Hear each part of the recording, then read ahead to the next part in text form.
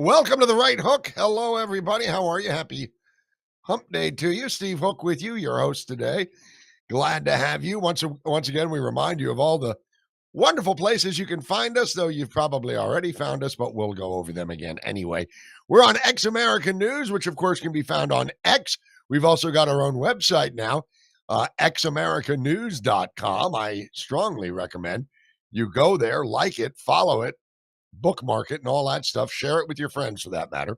We're also on Rumble and the aforementioned X, and I mentioned Facebook. No? Well, Facebook as well. Good to have you with us today. There's a lot happening. Today is the American Liberation Day, according to Trump.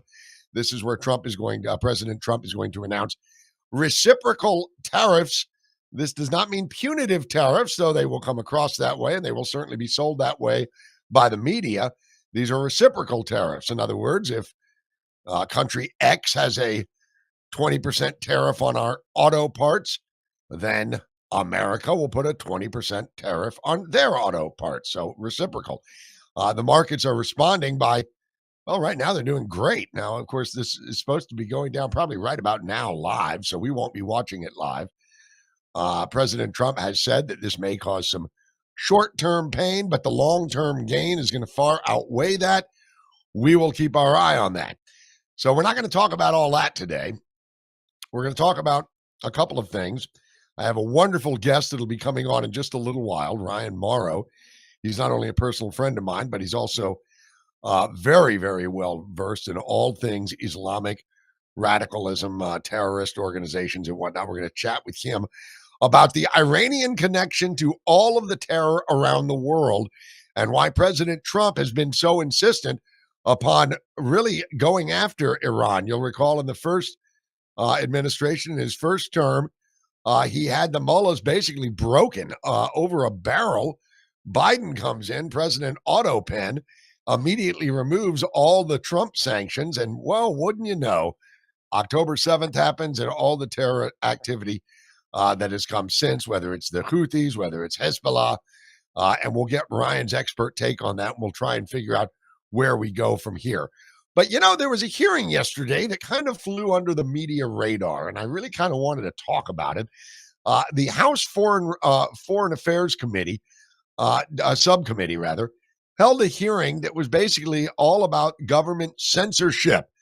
And to that end, they brought in some of their experts. They brought in Matt Taibbi, who, of course, is famous for the Twitter files. He and Michael Schellenberger and Barry Weiss broke that story wide open and showed just how involved the government was with social media platforms, Twitter, of course, being the largest there because that was the one that really kind of got the ball rolling. But then all the other social media big players kind of followed suit. And it wasn't because they were all screaming leftist, although many of them are. It was because government coercion was applied to them.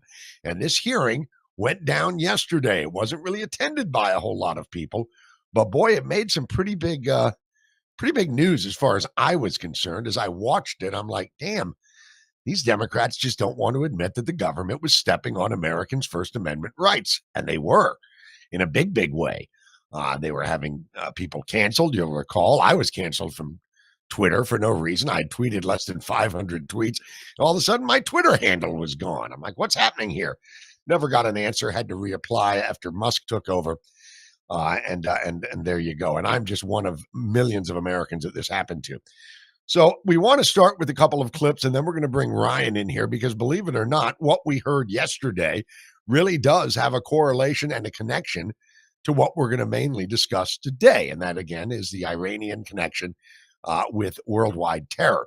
Matt Taibbi is answering the House Foreign Affairs Subcommittee hearing. He's talking about a group that the government put together called the Global Engagement Center, or GEC, as he calls it. And he's talking about how GEC, working in collusion with the Biden administration, used coercive power to censor Americans. And he was asked about this. He said, exactly how did the government, the Global Engagement Center and the U.S. government work together to to coerce companies to do what they did. And it's a pretty strong answer that Taibbi gave. Here it is. Cut one if we could, Annie. Mr. Congressman, first of all, I would say that the Global Engagement Center and this entire effort is based on a fundamental misunderstanding of the American system and the First Amendment. The American government has no role in protecting citizens from speech. The whole idea of the system that was designed by Jefferson and Madison is that the American people view each other as adults who are capable of sorting out the truth for themselves. They do not need a nanny state or a guardian or a law enforcement agency to decide for them what's true. We don't need a truth squad. And that's exactly what GEC was designed for. It was designed to suppress any information that countered national policy and to identify people who may have had opinions that were controversial or unwanted as foreign inspired, when in fact they had no connection whatsoever to foreign governments, which is both slanderous and detrimental to the First Amendment. Yeah, no kidding. Yeah, it is. What happened was the Global Engagement Center initially was set up to stop foreign interference, not just in elections, but just in general discourse. They were going after like Chinese bots, Russian bots, and basically saying, "Hey, look, we don't need foreign interference. We're coming up on election season. We want to stop all this malinfluence that is taking over social media accounts. Therefore, we've created the Global Engagement Center, and that's going to help us sort it out."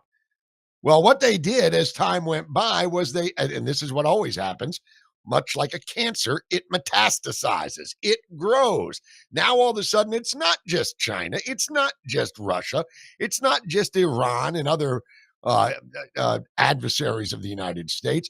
It's anyone that might post anything that could somehow be perceived as being connected to China or Russia or whoever. Name your country. And that, of course, ropes in a whole new batch of people. And then they just kept expanding it outwards and outwards and outwards. For example, my account, my own personal account, the reason I never got a direct reason, but this is the only reason that I could come up with, was in my bio on Twitter back in the day. I had hashtag Stop the Steal. Stop the Steal was one of the big things. Election integrity. They did not like that. They didn't like anyone questioning the election results any more than they liked them questioning the efficacy of the vaccines or the Hunter Biden laptop, whatever. If you mentioned any of those things, GEC usually got you, and they bounced you by using coercive measures against these groups. Yeah, it's a beautiful little site you got there. It'd be a shame if something happened to it, that kind of thing. And that's what happened. So Taibbi is there. Another guy, Eric Weidengarten, was there. He gave some incredible answers too. Now, would it surprise you to hear that amongst the committee members, it was pretty partisan? I know that doesn't come as a major shock, but it was pretty funny to watch. All the Democrats on the board, they never once questioned Taibbi. They never once went to him. They focused on their quote unquote expert in the field, and that's Nina Jankowicz. Now, Nina Jankowicz is a hack. Okay, she has set up a group called the American Sunlight Project. This has been in the news the past couple of days because the American Sunlight Project, while it sounds like a beautiful, benevolent name, and how could you ever argue they've just sunlight being the best disinfectant and all that, they're trying to show some truth to what's really going on. No, they're not. They're trying to cover up for GEC, and they're trying to cover up for the government. This is what they were doing. A perfect example of that is when Representative Baumgarten, this is Michael Baumgarten, he's a Republican, Washington State, he questions Nina Jankowicz from the American Sunlight Project. And I just want you to watch just how snarky this woman is. And you can tell that she's playing for her base. She is playing for her social media followers. She is playing for the Democrat Party insider. She is playing for the Beltway media types. That's who she's playing for here.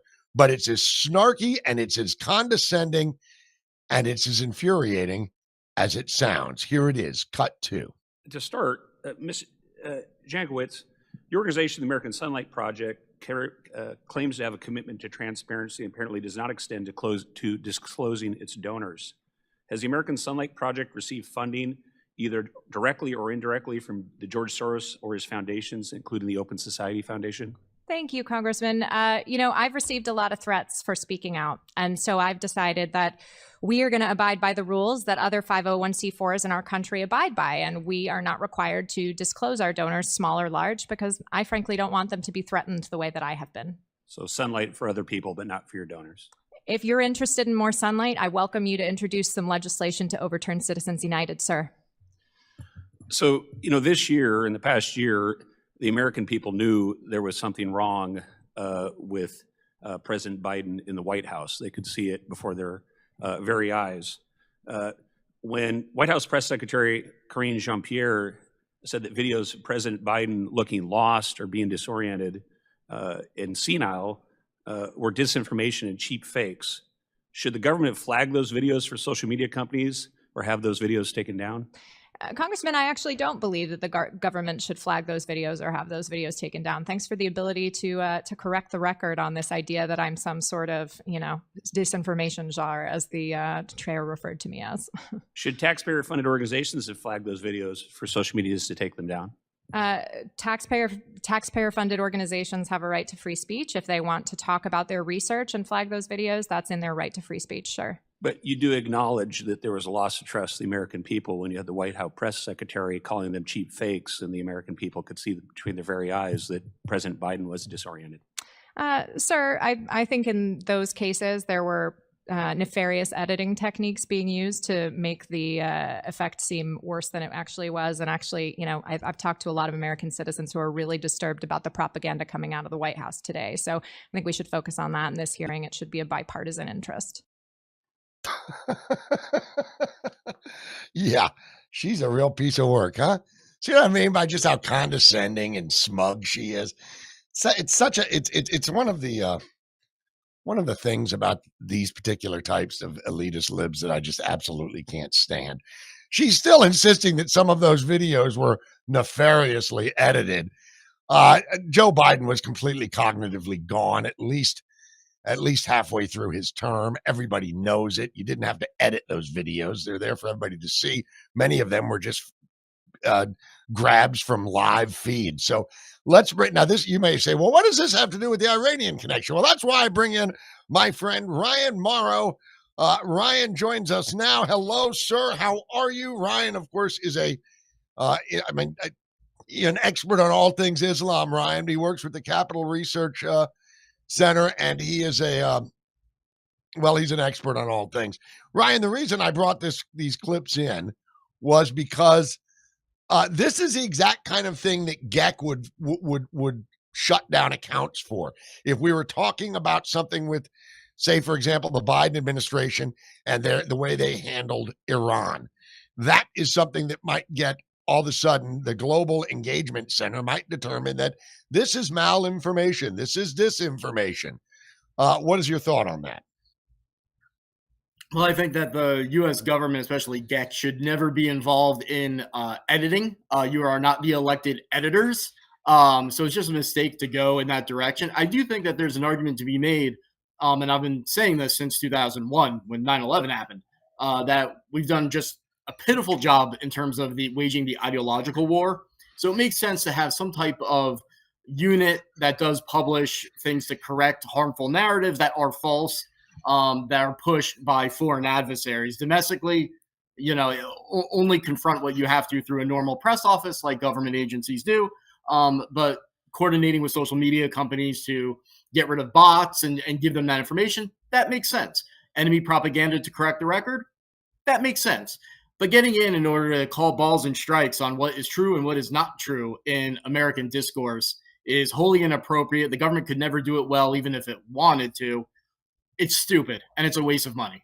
Yeah, and not only that, it lends itself to being purely partisan. I mean, sure. And I think Matt Taibbi kind of underscored that point by saying we don't need a nanny state. we don't need, as you said, balls and strikes. We don't need a government agency to call balls and strikes on what Americans are saying online, which is what Geck metastasized into, and not at all, ironically or coincidentally, I should say, it happened in the run-up to a major election. And that's what happens with these kinds of organizations.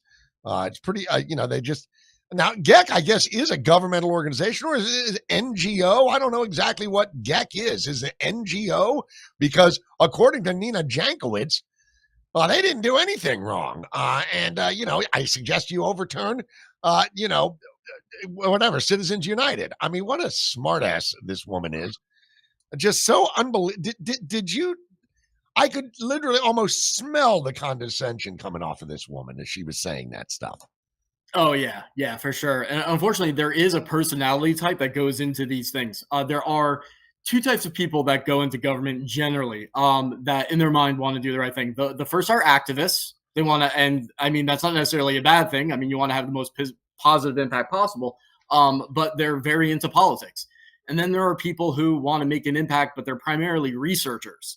They're data collectors. They view all of this as a puzzle. You're putting together puzzle pieces to try to get as clear of a picture while understanding you're never going to get the full picture.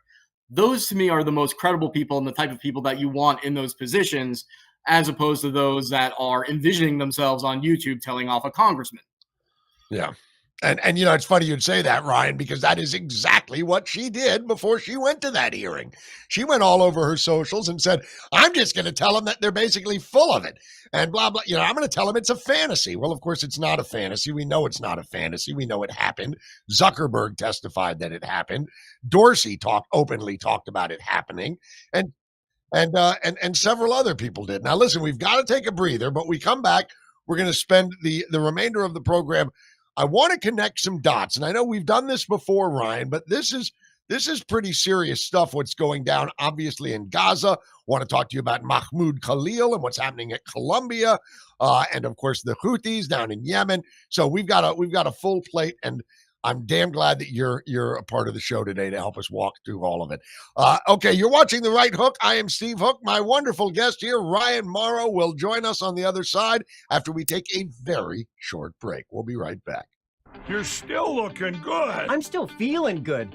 I've got all your MyPillow products. Mattress topper, bed sheets, MyPillows, towels, slippers, blankets. I'm interrupting this commercial to do something I've never done before. Get 2 MyPillows absolutely free on orders of $100 or more. I can't do this forever, so get on board with this great sale today. Our best-selling 6-piece bath towel sets or kitchen towel sets, just $29.98. Our famous standard MyPillows only $14.98. Queens $18.98. King size only $1 more. Body pillows $29.98. Multi-use MyPillow 2.0s with pillowcase $9.98. Save $40 on our spring percale Giza Dream bed sheet sets. Any size, any color. So go to MyPillow.com or call that number on your screen. Use your promo code to save up to 80% on all MyPillow products. And when you spend $100 or more, get 2 standard MyPillows absolutely free. Well, there you go. We thank Mike Lindell. Mike Lindell is he's a prime example of perseverance. God knows he was one of the first victims of cancel culture. He was canceled for basically just openly talking about his political beliefs, and he was yanked from all these stores and whatnot. But we would encourage you to go to MyPillow. Remember to use that promo code HOOK. Call the number 1-800-749-7098. 2 standard MyPillows if you spend $100 or more. So what I'm thinking is you buy a whole bunch of gifts for folks, and then you keep the 2 pillows. You see, it's a bonus. Everybody wins. Again, 1-800-749-7098, and make sure you use the promo code HOOK and get that special savings of up to 80% on select items at MyPillow.com or MyStore.com as well. All right, we are back with Ryan Mauro. Ryan, I want to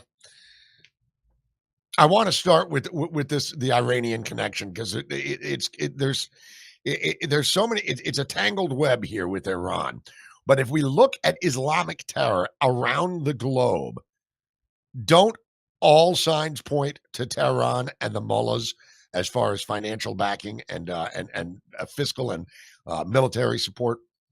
You can't really overestimate how much Iran sponsors just about every single terrorist organization around the world. And if they don't sponsor them, then the independent terrorist groups still like them and take cues from them, like even the white supremacists. There are some Iranian regime links to white supremacists and neo-Nazis, but most of them, they do not have that substantive connection, but they still take their cues from Iran. They cite them as a credible source. They use them for anti-Semitic propaganda. So no matter what type of flavor of extremists you want to point to, there actually is an Iranian connection. And one of the flaws that I think a lot of analysts made after 9/11 was that we were so shocked by this kind of independently operating Al-Qaeda that we over-adjusted. And so we view everything as these terrorist groups as more independent than we should, when really historically, I would argue operationally, they can't exist and do what they do without acting as proxies of foreign governments and foreign powers. And once you realize that, and that's the mistake we made, then you realize that collapsing the Iranian regime, or at least putting them in a box where they can't do much, the effect of that on contributing to world peace and national security, the global economy, I think is actually much, much higher than any of the voices you're seeing even in this White House talking about, just how transformational it would be. Wow. Okay. So it's fair, and it's a fair and a safe bet to say that a lot of hate groups, even if they're not tied to Tehran, take their cues from Iran. But when it comes to the large terror groups, the one that everybody knows about, we can go down to Yemen and look at the Houthis.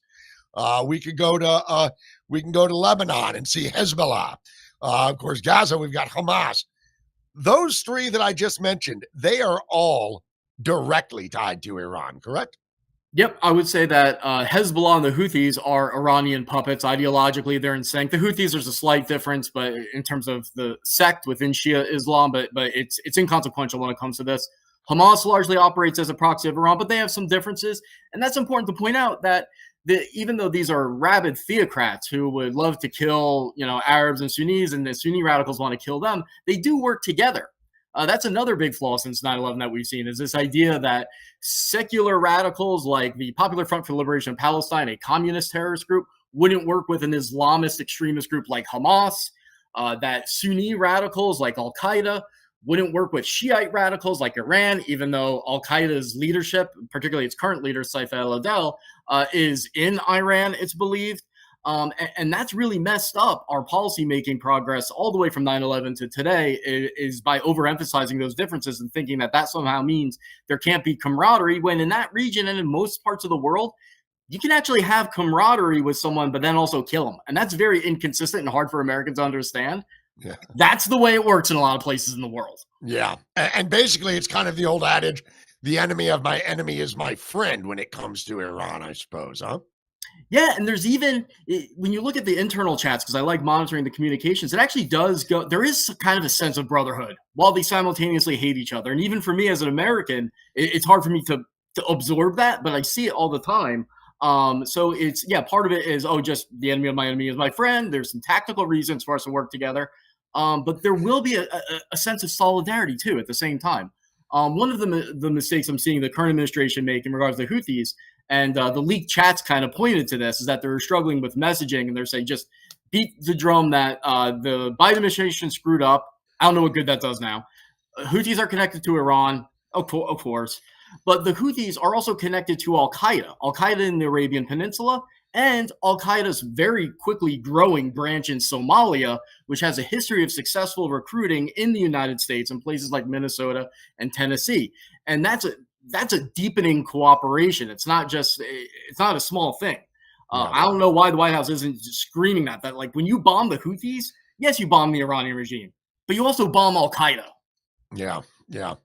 Well, hey, turnabout's fair play. I don't like either one of them. Right. But in terms of building public support, I mean, I feel like they would greatly strengthen their position if they pointed to that. And that intelligence is confirmed by the UN and other countries. So there's no Iraqi WMD risk with saying that. Yeah. So while the Sunnis and the Shiite may despise each other, they all despise Israel more. They all despise the United States more. Is that a fair assessment? Yes, and Muslims who they consider to be apostates. Yeah. Well, last week we showed on the program, Pete Hegseth's latest tattoo. Have you seen that? Did you hear about that? Yeah, but it's a common. I mean, that's a common tattoo. I've seen that before. Yeah, but not on a United States defense secretary. Yeah, So I mean, it's not the best thing, but I mean, when you deal with this is another misconception people have. We're very sensitive to things like that in the United States and the West, and it comes from a good place. But when we overreact to things like Trump's provocative comments, because yeah, it goes too far sometimes. But in the Middle East, their leaders talk like that all the time. You look at their media; they get into fist fights and they're cursing at each other, and it's like they don't. We assume they're reacting more negatively to it than we are. To them, I don't know. When you're dealing with beheading each other and that type of stuff going on, it's not really that big of a deal. yeah, that's a good point.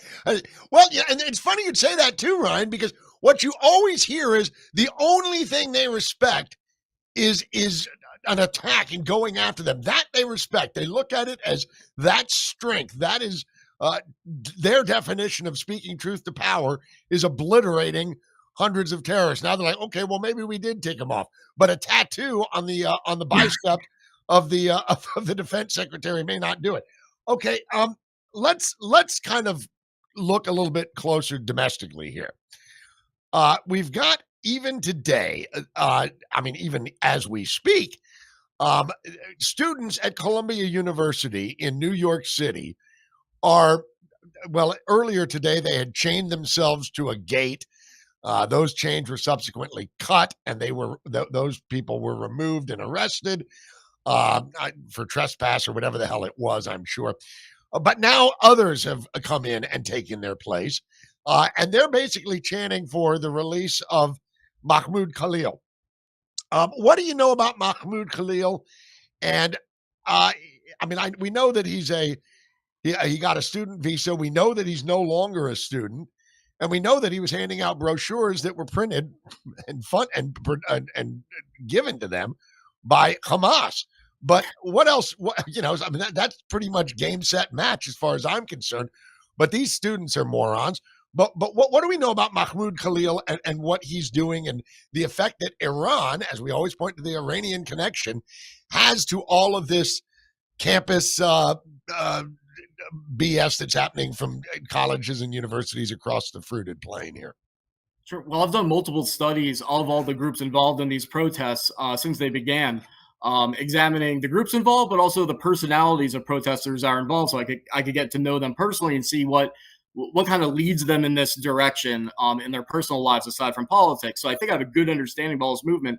The first thing people need to understand is that it is an infrastructure, and most of the groups actually have declared solidarity with the Iranian regime, not just pro-Hamas, but they've actually said, like, we're on the side of the axis of resistance, as Iran, Hamas, Hezbollah, the Houthis, all of them call themselves.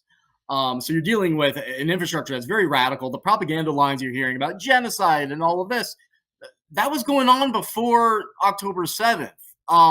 So this perception that's like, oh, well, we don't support the October 7th attacks, but Israel went too far, and that's what the students are reacting to, is a complete falsehood, because these same groups were doing the same exact thing before it even happened. And then people just got sucked into it because it now became a popular thing to do. But as for Mahmoud Khalil, the administration is doing the right thing, I believe, absolutely. I do think they screwed it up big time. And I think they've unintentionally given him much more power than he and his group have ever had by turning him into a civil rights icon, because their messaging was terrible. Because I was monitoring this group that he was a leader or the leader of, called Columbia University Apartheid Divest. It's actually a coalition of, they say, about 115 different student groups. So big. That's why they're on my radar. Yeah. But they're also on my radar because they're among the most radical. I mean, lots of property destruction, fighting with police and staff members, just open support for Hamas. I wrote an article for The Blaze, Glenn Beck's outlet, where I went through 15 different points, and each point sometimes had multiple pieces of evidence in there. They were cheering on arsonist terrorists who had blown up a cop car at Berkeley and had lit buildings on fire. They had made a post on Instagram. I mean, it's not under Khalil's name, but it's his group, saying that they were looking for foreign terrorists essentially to help them in their revolution to dismantle the United States government and the United States itself. It was implied in there, and carrying out violence on American soil. Like on a 1 to 10 scale, short of actually doing an attack, they were at a level 10. If 10's doing an attack, they're 9.5. Wow. So this was as bad as it gets. The fact that the administration, I suspect, didn't have this, but they could have easily gotten it from me or one of my colleagues. There's a broken process there. We have to be critical if we want to help them. Yeah, I understand. Well, plus it was tough because I mean, and trust me, I'm not here carrying the administration's water on this, but I do kind of look at it and I see exactly what was going on. You have administrators at Columbia University and Barnard College, which of course is the all-female college right across the street from Columbia. They're kind of kissing cousins, if you will. You had the administrations at both of these schools basically defending this as a First Amendment thing. Now, at the same time, they were sending out letters to all of their Jewish students saying, maybe it'd be a good idea if you just don't show up today. So the Jewish students, they don't get any First Amendment rights. They don't get the right to a freedom of association and gathering and stuff like that. But Mahmoud Khalil and his lemming-like followers of these rich white kids, predominantly, that go to these schools, are brainwashed into thinking that that Israel is the big evil, and really the big evil is capitalism. The big evil is the United States of America. It's the same type of people that torch Teslas owned by other Democrats. Well, can I just throw in a quick fact that'll blow Sure. your mind? So one of the people who was, according to her own tweets, an organizer in Khalil's group, as well as the Students for Justice in Palestine chapter. I'll get into them if you want me to, but they say they're Hamas. An organizer who was arrested basically came out and said, I'm an organizer with this group, and it is Ilhan Omar's daughter. So just to be again, Ilhan Omar's daughter is an organizer with this guy's pro-terrorism group that I would argue is an actual terrorist group. I'll be damned. Good God. It's predictable as the sunrise, the way these people act. But as far as the administration goes, and you're saying, they kind of screwed the pooch with regards to how to publicly handle this. Weren't their hands kind of, and I'm just kind of playing devil's advocate here for a second, Ryan, but weren't their hands kind of tied by the way the administrators and the dean and the president of Columbia comes out and says, we support everyone's right to First Amendment. And it wasn't until the $400 million of federal funding was threatened that they started to backtrack a little bit. And then by that point, the damage was done. Khalil had been turned into a martyr. And it was just, it's been a crap. It's been BS ever since. No, they could have coordinated with their allies in the media and say, come out with this. I mean, they should have just came out with it themselves. Trump tweets news articles all the time. When they do this, within a second, he should have been tweeting out something to justify it, because it kind of just came, like it really did, if you're at all cynical, look like, he's protesting Israel, so they're kicking him out. And that's just not the case. And then more recently, it's now been updated to where they're going after him for lying when he was applying for his visa to be in the United States. Like, you just found that out? Like we shouldn't be hearing about that now, because the story that people remember, they remember what happened at the time. They don't remember later. So this is now cemented in people's minds that Mahmoud Khalil is a free speech icon. It's going to be difficult to change that if you even can. So yeah, well, it may be difficult to change that narrative, and I'm sure it would be. Facts don't seem to matter to some of these radical types. But it'll be very difficult to change their minds. I don't think that you ever would. But these are the same people, Ryan, the same types of people, I should say, that are defending people burning Tesla dealerships and even private cars. These are the same kinds of people that would go on and say, oh, my God, look what Trump just did. He took a Maryland father, quote unquote, and sent him to El Salvador. Of course, they don't tell you the rest of the story. That Maryland father was absolutely involved in MS-13, was absolutely guilty, and they've got the goods on him, was guilty of helping human trafficking. So they just said, a Maryland father. And that's all it takes for these leftists. Oh, he's a father. A big deal. It doesn't take much to be a father these days. We won't get into that, but you know what I'm saying. So, I mean, it's just, these people are very, very gullible. And I suspect that if you absolutely can't stand your country, hate the white patriarchy, hate capitalism, that you're going to be attracted to these groups, whether it's Mahmoud Khalil or whether it's this MS-13 guy or whatever. I mean, they all attract the same crowd, don't they?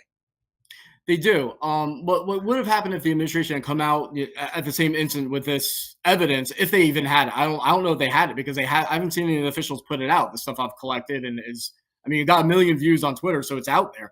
But what could have happened is that the most radical people would be exposed, because everyone would know that the radicals defending them know about this stuff, and they'd be like, I don't care. But unfortunately, you've had a long period of time now where the crowd is mixed. You have the people who are just misled and don't know about this information and think they're defending someone who's just a critic of Israel, mixed in with those that are radical, that may actually know this guy's a terrorist supporter and don't care. And so it's a lost opportunity to split those ranks. The people that are radical like that hate America, you're not going to reach them. There's too much going on in that psychology that's going to happen. You're not going to convince them. They'll change when things in their life that create that change on their own. They're out of your control. But there's lots of people that are not that radical that form the pipeline to that radicalism. I'd like to cut that pipeline before they get there. I hear you. Well, that's true. Yeah, we can't play Dr. Phil here, but you're right. Some of these people are true followers and true believers, and even though everything they believe is completely wrong. All right, my guest is Ryan Mauro. He is an expert with the Capital Research. Was it Capital Research Project? Is that the name of the Center? Capital Research Center. Oh, beg your pardon. Capital Research Center. He is an international expert on all things terror related. We're going to take a short break, Ryan. We'll come right back with Ryan Mauro and continue our discussion on the Iranian Connection. You're watching The Right Hook with Steve Hook and my friend Ryan Mauro. We'll be back after this. Well, hello everybody. It's Annie Cyrus. Welcome to my art studio where all the magic happens. This is the station for painting, and that is the station for all the resin art I do. If you want to check out my art, all you gotta do is go to lutfstudio.com.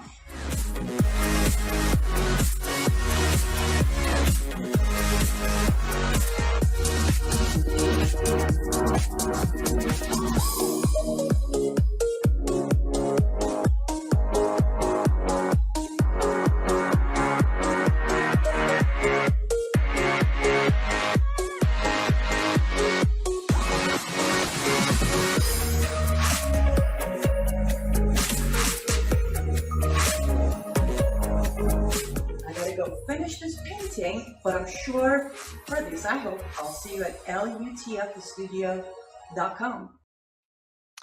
There you go. There's the artist herself. She's Annie Cyrus. She is not only a brilliant artist, but she's a brilliant producer. She's producing this show right now as we speak. I would encourage you to go to her website and order some artwork, man. It's all one of a kind.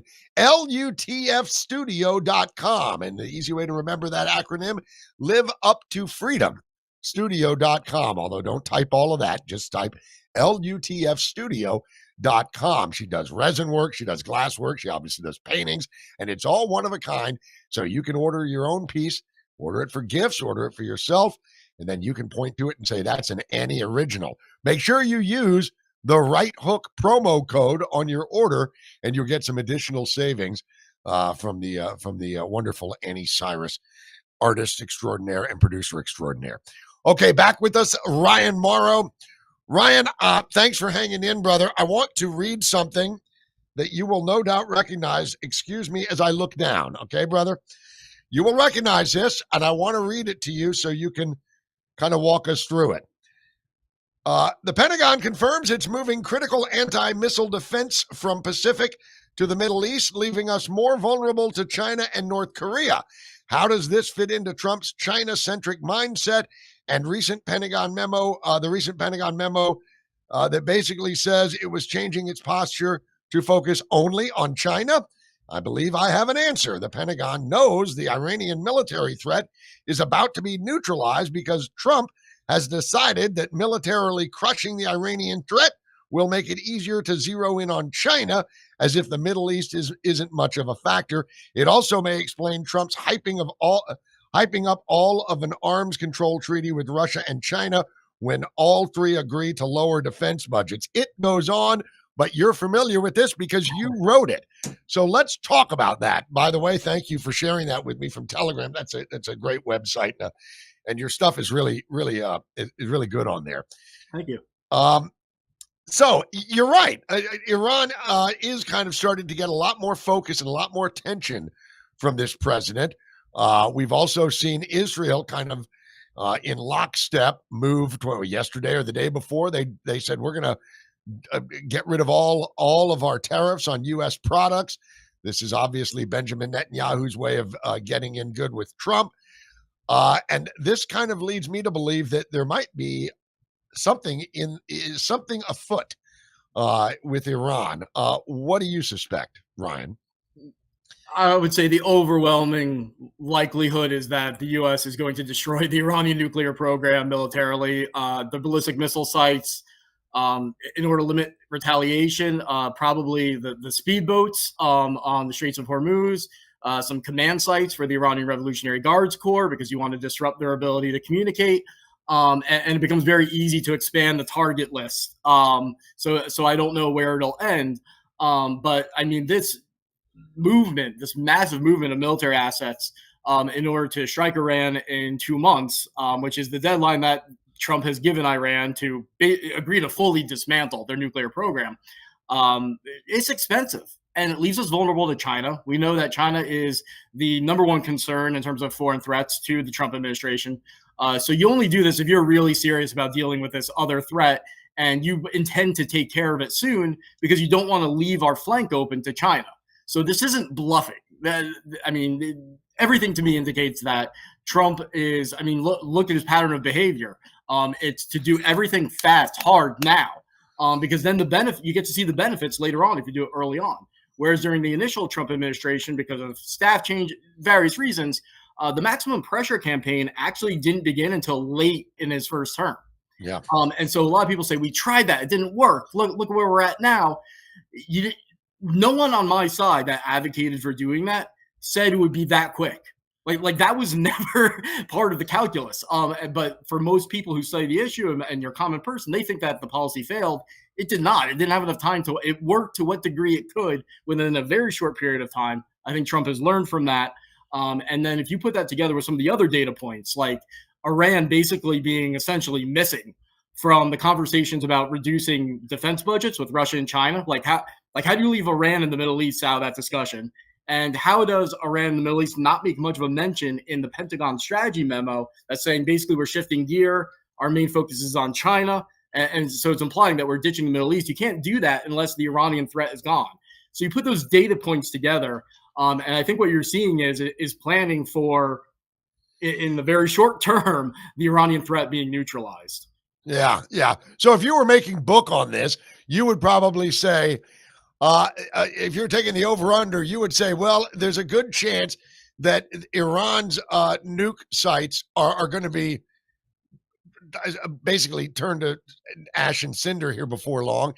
And no doubt it'll be a coordinated effort with Israel, correct? Oh, it'll be coordinated, at least in terms of intelligence. I don't know if the Trump administration will want to necessarily involve Israel in it. Adds complexity, and maybe it's just the U.S. wants to take full credit, because in terms of perception, having the Jews involved, it's like the Jewish-American conspiracy. But if they have something to contribute militarily, like there's a gap that they fill, then of course Israel will participate. But it's very possible that the U.S. does it just completely on its own in order to minimize the extent of Iranian retaliation, because they will feel more obliged to respond in a bigger way if Israel's involved. So I could see that being the case. I see what you're saying. So in other words, if for no other reason, you don't want Israel flying over because you don't want to create issues with Saudi Arabia, the House of Saud. You don't want to create issues with Jordan, with Egypt, or with all the other players. But don't all of the other players agree that any hegemony from Iran is just non-negotiable? They want none, because that's what Iran wants. They want control over the entire region, really, don't they?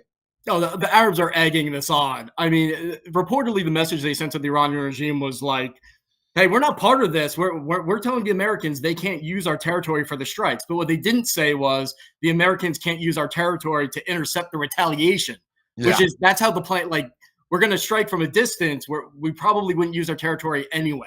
But they would help stop whatever Iran does in response. And their intelligence services will be helping us and all that. Now, here's an interesting element as to why this might be happening. Trump really wants to expand the Abraham Accords. One of the sticking points in the negotiations with the Saudis is that the Saudis, partially because they fear Iran, want to have a nuclear program. So one of the sticking points, particularly with members of Congress, is so the Saudis are insisting that we help them or at least allow them to develop a civilian nuclear program. We don't love that idea. Could I see us basically saying this is a way to remove that need from the table? Like, we don't have to argue with the Saudis about that anymore. We can move forward with the Treaty for Peace with Israel if we remove their needs, their perceived need to get nuclear weapons or the capability to build nuclear weapons, take the Iranian threat off the table. We no longer have to argue with the Saudis about that. We can move forward with Abraham Accords and then make it the biggest diplomatic victory that Trump can imagine. Yeah.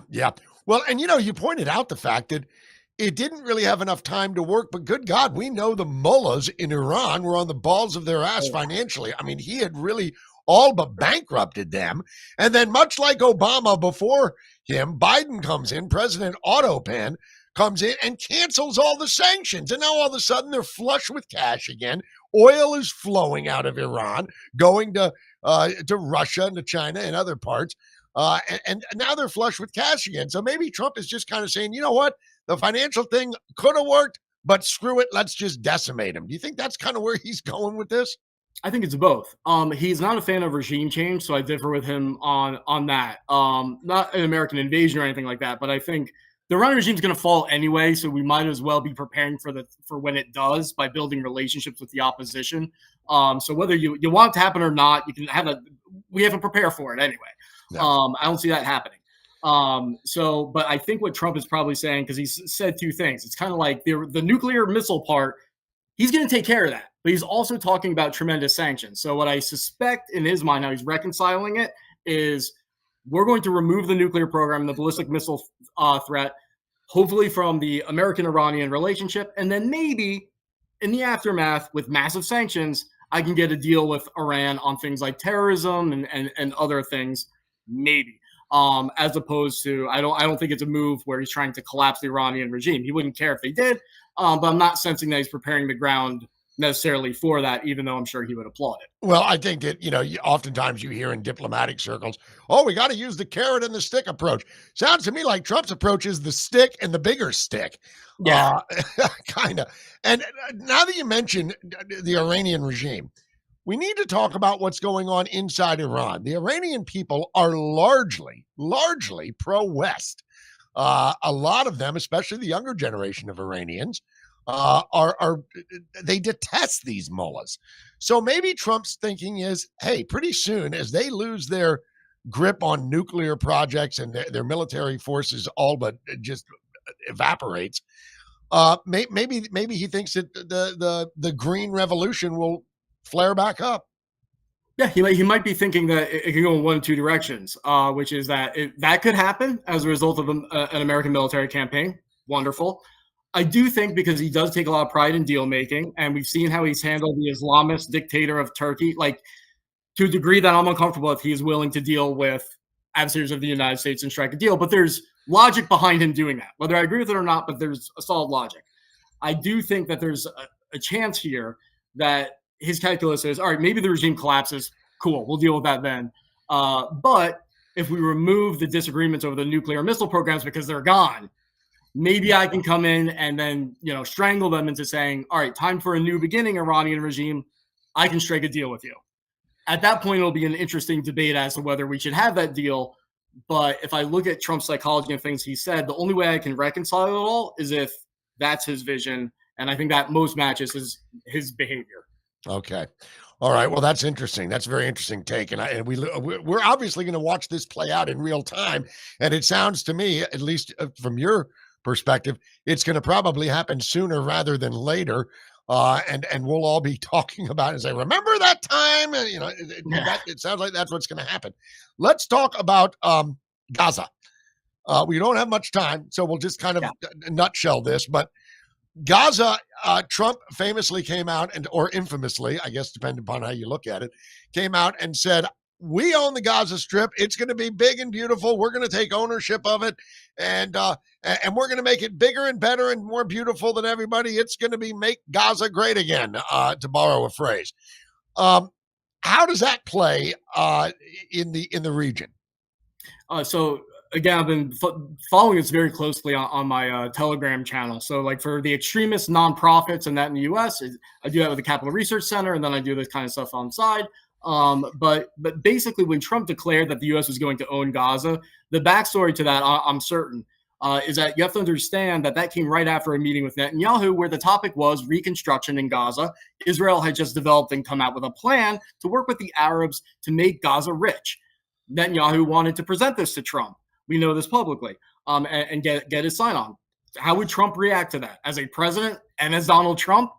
Oh, this sounds wonderful. You're going to get rich off this. Everyone's going to get rich about what about me? Yeah. What about America? You guys are going to get rich. You're going to get rich. Yeah.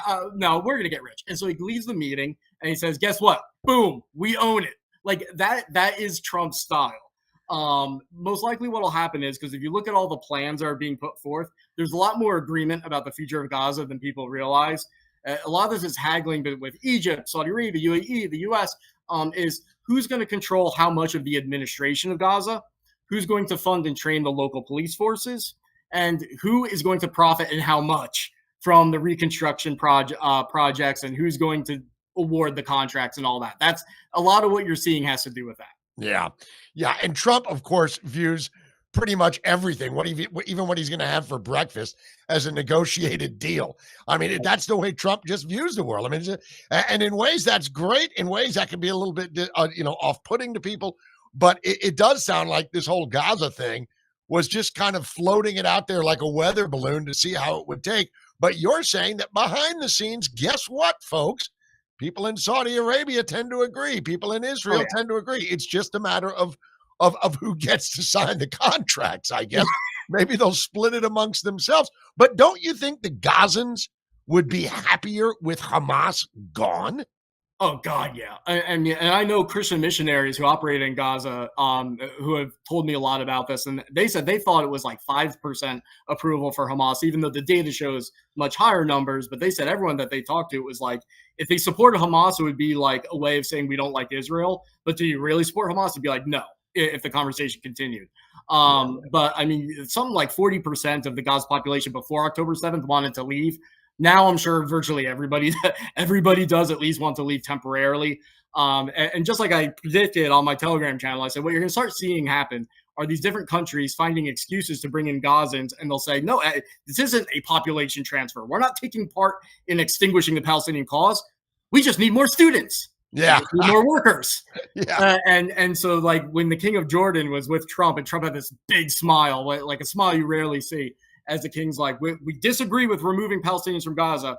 Oh, by the way, we're going to take in 2,000 kids that need medical treatment into Jordan.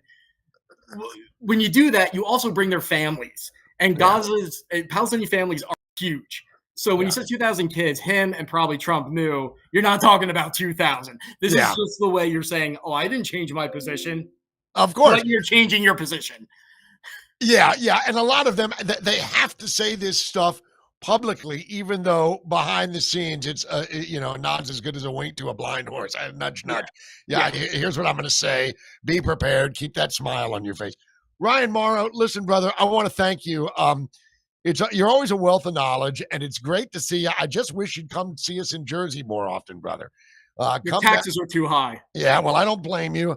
Maybe I'll move back to Boca at some point. I used to live there, Yeah, I know. But come down to South Florida. Anyway, folks, go follow Ryan Mauro. He's an unbelievable source of information and just a hell of a nice guy. Capitalresearch.org. Follow him on his socials. Any plug you want to give, Ryan, before we have to say goodbye?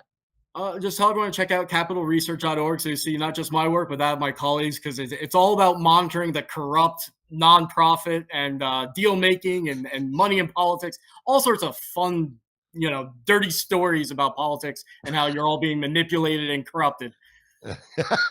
Wonderful. Ryan Mauro, God bless, brother. Thank you. Have a wonderful day, and we appreciate you Thanks, joining Steve. us today. That's going to do it for The Right Hook. I'm Steve Hook saying we'll see you on Friday. Goodbye.